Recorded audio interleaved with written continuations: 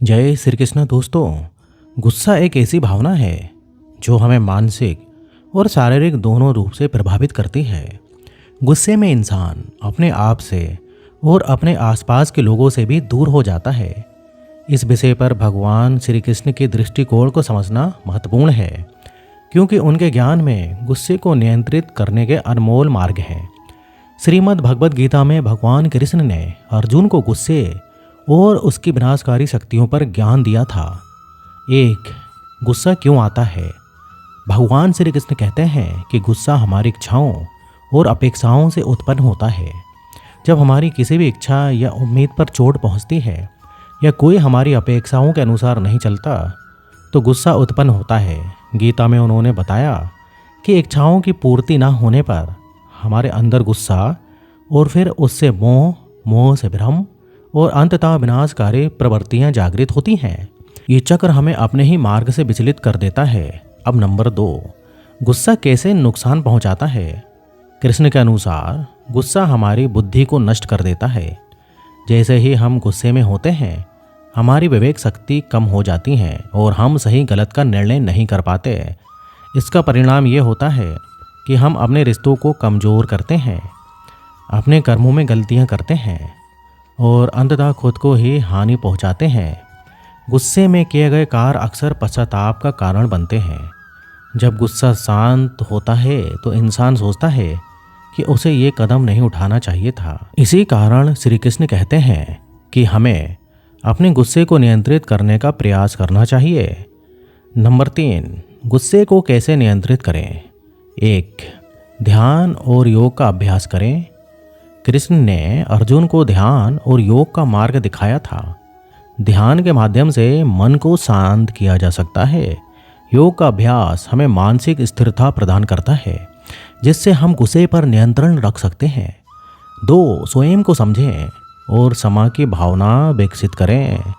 भगवान कृष्ण ने कहा कि हमें दूसरों को क्षमा करने की आदत डालनी चाहिए। क्षमा करने से हमारे मन को शांति मिलती है। क्षमा का अर्थ ये नहीं है कि आप उनकी गलती को मान्यता दे रहे हैं, बल्कि इसका अर्थ ये है कि आप अपनी शांति को उनकी गलती से ऊपर रख रहे हैं। 3, तत्काल प्रतिक्रिया से बचें। जब भी आपको गुस्सा आए तुरंत प्रतिक्रिया देने से बचें। कृष्ण कहते हैं कि हमें किसी भी भावना में बहकर कोई निर्णय नहीं लेना चाहिए। एक गहरी सांस लें, शांत रहें और सोचें कि उस स्थिति को कैसे बेहतर ढंग से संभाला जा सकता है। 4, धैर्य और सहनशीलता का विकास करें। गीता में भगवान कृष्ण ने धैर्य का महत्व बताया है। जीवन में कई कठिनाइयां आएंगी, लेकिन धैर्य और सहनशीलता से ही उन्हें पार किया जा सकता है। धैर्य से हम अपने गुस्से को भी शांत कर सकते हैं। 4, गुस्सा सकारात्मक शक्ति में कैसे बदल सकता है? कृष्ण कहते हैं कि अगर गुस्से को सही दिशा में बदल दिया जाए तो ये एक शक्ति बन सकता है। जब गुस्से की ऊर्जा को सही दिशा में लगाया जाता है तो वो शक्ति में बदल जाती है। उदाहरण के लिए, अगर हमें किसी अन्याय के खिलाफ गुस्सा आता है तो उसे सही तरीके से समाज में बदलाव लाने के लिए इस्तेमाल किया जा सकता है। 5, निष्कर्ष, गुस्से को अपने जीवन में नियंत्रित करना एक कठिन कार्य हो सकता है, लेकिन अगर हम श्री कृष्ण की शिक्षाओं को अपनाते हैं तो हम इस कठिन कार्य को सफलतापूर्वक कर सकते हैं। गुस्सा एक क्षणिक भावना है, लेकिन इसके परिणाम जीवन भर हमें प्रभावित कर सकते हैं।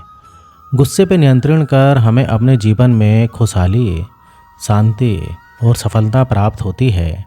भगवान श्री कृष्ण की शिक्षाओं का अनुसरण करके हम अपने गुस्से को एक सकारात्मक ऊर्जा में बदल सकते हैं और अपने जीवन को बेहतर बना सकते हैं। दोस्तों, वीडियो इधर ही ख़त्म होता है। वीडियो अच्छा लगे तो लाइक करिए और इस टाइप से जो है मैं वीडियो बनाते रहता हूँ। अगर आपने अभी तक चैनल को सब्सक्राइब नहीं किया तो चैनल को सब्सक्राइब करें और कमेंट में जय श्री कृष्णा ना लिखना भूलें दोस्तों। तो यहाँ तक वीडियो देखने के लिए आपका बहुत बहुत धन्यवाद।